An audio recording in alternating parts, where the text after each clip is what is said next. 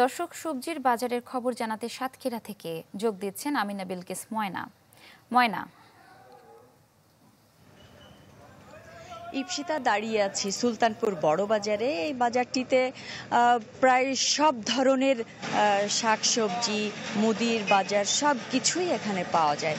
আমি একটু দেখানোর চেষ্টা করছি। এখানে কিন্তু একেবারেই ভোর সকাল থেকে দোকানিরা তাদের দোকান সাজিয়ে বসেছেন, সবজির দোকান।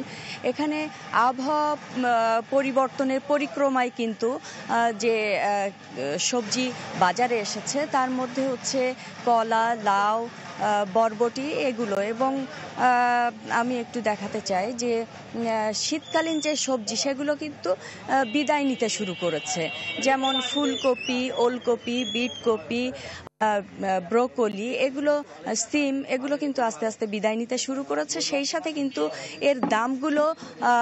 এর দামগুলো হচ্ছে 10 টাকা করে বাড়তি হয়েছে।